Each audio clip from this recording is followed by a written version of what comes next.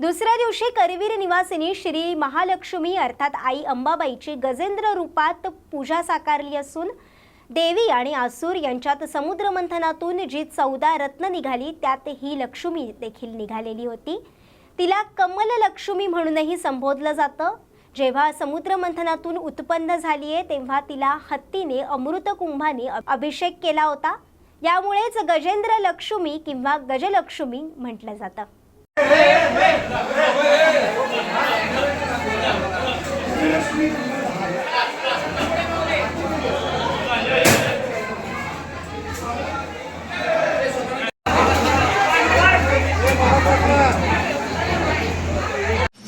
News Marathi 24/7 नवा भारत नवा विचार।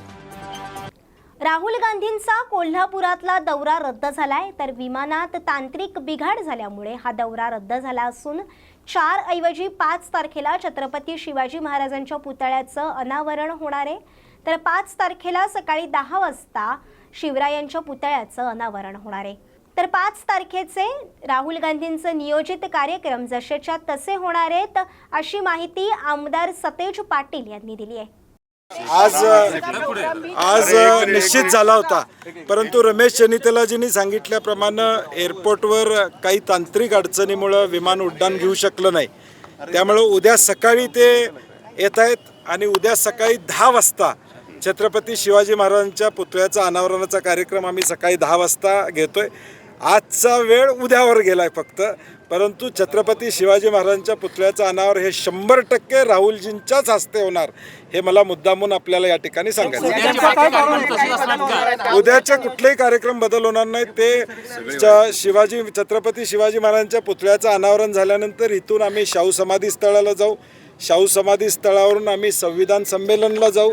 संविधान संमेलनमध्ये तास दीड तास जो पूर्वीचा कार्यक्रम राहुलजींचा ठरला होता तो होईल आणि मग ते टेक ऑफ करतील। मुक्कामी राहणार होते।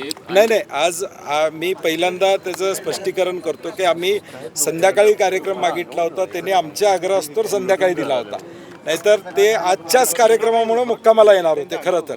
आणि आता तांत्रिक अडचण आल्यामुळं अडचण झाली, त्यामुळं आजचा कार्यक्रम आम्ही उद्या सकाळी 10ला घेतोय।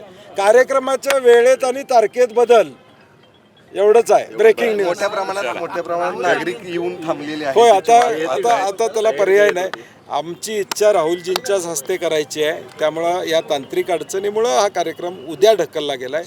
त्यामुळे फक्त कार्यक्रमाच्या वेळेत आणि तारखेत बदल झाला आहे असं आपण सांगावं। धन्यवाद।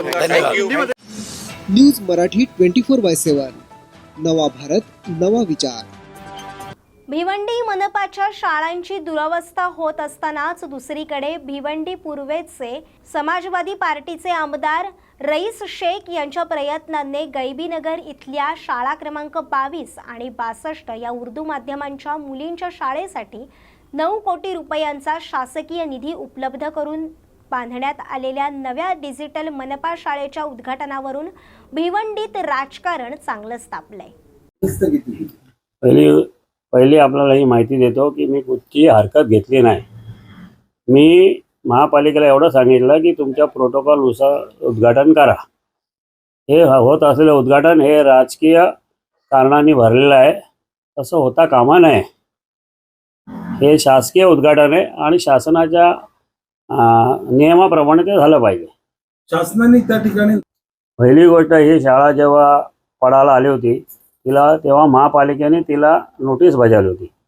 त्या एवढ्या विद्यार्थ्यांचं नुकसान होऊ नये म्हणून ती महापालिकेने स्वतः शासनाला कळवून त्या शाळेच्या निधीसाठी प्रयत्न केले। त्याला माननीय रईस शेख साहेब यांनी काय म्हणतात ना पत्र दिले, सपोर्टेड पत्र दिलं आणि त्या पत्राच्या आधारावरती 9 कोटी रुपये निधी आला। तो निधी, त्या निधीच्या आधारावरती, शासनाच्या निधीच्या आधारावरती ती शाळा बांधली गेली। 100% राजकीय स्टंट होता, इथे कुठचेच प्रोटोकॉल पाळले गेले नाहीत। 9 कोटी रुपये हा निधी हा माननीय श्री एकनाथ शिंदे साहेब, माननीय श्री देवेंद्र फडणवीस यांच्या मान्यतेने आलेला आहे। हा का वैयक्तिक निधी नाही आहे। आणि या शाळेवरती तुम्ही जर नाम फलक बघितले असेल तर भिवंडी निजामपूर पब्लिक स्कूल खाली रईस कासम शेख असं नाव टाकलेलं आहे। त्यातून आम्ही काय समजायचं, काय बोध घ्यायचा? बिलकुल ह्याच्यामध्ये राजकारणाचा कुठलाही संबंध नाही. शाळेतल्या मुलांना शिक्षणापासून वंचित ठेवण्याचं आमचं धोरणच नाही आणि आम्ही ठेवलंही नाही. त्यांना एवढंच उद्घाटन करायचं होतं आणि मुलांच्या तालीम जे काय ते सांगत होते, ते तालीम त्यांनी द्यायला हवी होती. त्याच्यासाठी नावं घेण्याचा विषय आला कुठे? स्वतःचा प्रोपोगंडा करण्याचा विषय कुठे आला? आमचा विरोध त्यांना तालीम देण्यापासून वंचित ठेवण्याचा नव्हताच. आणि उलट जे विद्यार्थी त्या शाळेमध्ये शिकतायत त्यांच्या आई वडिलांचाही कुठच्या ना कुठच्या टॅक्स रूपानं निधी शासनाला गेलेला आहे. तो काय वैयक्तिक नाही आहे. न्यूज मराठी 24/7 नवा भारत नवा विचार. आघाडीचा उमेदवार म्हणून शिवसेनेचा भगवा उत्तरेमध्ये फडकेल आणि जिंकूनही येईल असं वक्तव्य विनायक राऊत यांनी केलंय. ते नाही पाहिजे मला. खरं आहे ते. माननीय पक्षप्रमुख उद्धवजी ठाकरे साहेबांच्या आदेशान्वये संपूर्ण महाराष्ट्रातल्या जनतेच्या घरापर्यंत, त्यांच्या मनापर्यंत मशाल चिन्ह पोचवण्याचं काम शिवसेना उद्धव बाळासाहेब ठाकरे पक्षाच्या पदाधिकाऱ्यांच्या मार्फत सुरू झालेलं आहे. आणि आज आमचे सहसंपर्क प्रमुख विजयराव देवणे, आमचे उपनेते संजयराव पवार, आमचे शहर प्रमुख रविकिरण इंगोले, आमचे आमदार उल्हासदादा पाटील आणि युवा सेनेचे पदाधिकारी मंजित माने, जिल्हाधिकारी आणि महिला पदाधिकारी, या सगळ्यांच्या माध्यमातून आज या ठिकाणी मशाल चिन्ह उभं केलेलं आहे, मशाल उभी केलेली आहे. आणि जगदंबेच्या उत्सवाचं निमित्त साधून ही मशाल पुढचे दसऱ्यापर्यंत इथे तेवत राहील. आणि नक्कीच त्या ज्योतीने सगळ्या प्रत्येकाच्या मनामध्ये घराघरामध्ये मशाल हे पोचण्याचं काम होईल.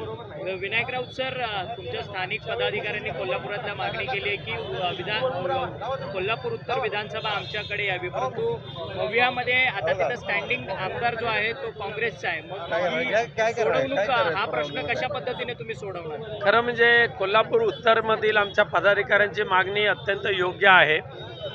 मागच्या अनेक वर्षापासून उत्तरमध्ये माननीय पक्षप्रमुख उद्धवजी ठाकरे साहेबांच्या नेतृत्वाखाली आपला आमदार निवडून आलेला आहे.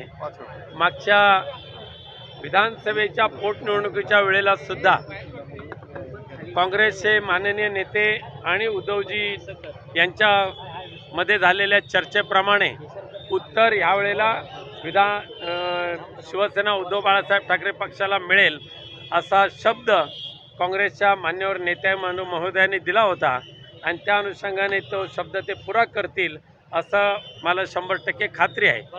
आणि आघाडीचाच उमेदवार म्हणून शिवसेनेची मशाल उत्तरमध्ये फडकेल आणि जिंकून येईल. राधानगरीचा विषय आहे, शिरोळचा देखील विषय आहे, काय निर्णय झालेला आहे? राधानगरी, कोल्हापूर उत्तर, शिरोळ, त्याचबरोबर शाहूवाडी ह्या मतदारसंघावर शिवसेना उद्धव बाळासाहेब ठाकरे या पक्षाचा हक्क आहे आणि तो हक्क मिळावा ही मागणी आमचे मान्यवर नेते मंडळी तिथे करतायत. हातकणंगलेमध्ये सुद्धा आणि चंदगडमध्ये सुद्धा शिवसेनेचे मातब्बर उमेदवार आहेत शिवसेना उद्धव बाळासाहेब ठाकरे पक्षाचे, आणि त्यामुळे ते मतदारसंघसुद्धा सोडावेत अशी मागणी आम्ही केलेली आहे. विनायक राऊत सर, पण स्टँडिंग आमदारांना, विद्यमान आमदारांना पुन्हा एकदा उमेदवारी द्यावी असा कल जो आहे तो मवियामध्ये असताना तुम्ही कोल्हापूर उत्तरमध्ये दावा ठोकताय. अपवादात्मक परिस्थितीमध्ये तसा बदल लोकसभेच्या निवडणुकीच्या वेळेला झाला होता. कोल्हापुरी शिवसेनेची जागा होती, अमरावती शिवसेनेची जागा होती, रामटेक शिवसेनेची जागा होती, ती आम्ही काँग्रेसला दिली. विधानसभेमध्ये सुद्धा तशा पद्धतीचे अपवादात्मक बदल करायला काय हरकत नाही. निष्ठावंत शिवसैनिक की निवडून येण्याची कॅपॅसिटी कुठला क्रायटेरिया आता इथं ठरणार आहे? क्रायटेरिया आता मी इथे नाही सांगत तुम्हाला, पण निष्ठावंत शिवसैनिकच निवडून आला आमदार म्हणून तर तो आनंद आम्हाला खूपच मोठा आहे. मराठी भाषेला अभिजात गद्दारांना तर धडा शिकवावाच लागेल. त्या महाराष्ट्राला दुर्दैवाने गद्दारीचा जो शाप लागला आहे तो पुसून टाकण्याचं काम या विधानसभेच्या निवडणुकीमध्ये निष्ठावंत कार्यकर्ते महाराष्ट्रातली जनता करेल. आरक्षणाची जी 50% मर्यादा आहे ती आता वाढवून 75% करावी अशी शरद पवारांनी आज केली आणि त्याच्यासाठी आम्ही पाठिंबा देऊ. केंद्र सरकारने यासाठी प्रयत्न केला पाहिजे असं त्यांचं म्हणणं आहे. शरद पवार साहेबांची मागणी योग्य आहे असं आमचं सर्वांचं मत आहे. आम्ही सुद्धा लोकसभेमध्ये संसदेमध्ये असताना आत्ताची मर्यादेची जी संख्या आहे ती टक्केवारी वाढवा ही मागणी केलेली आहे. तो पूर्ण अधिकार संसदेचा आहे. देशातल्या अनेक राज्यातल्या अनेक जातींना आरक्षणाचा फायदा मिळावा म्हणून संसदेच्या प्रत्येक अधिवेशनामध्ये बिल येतात.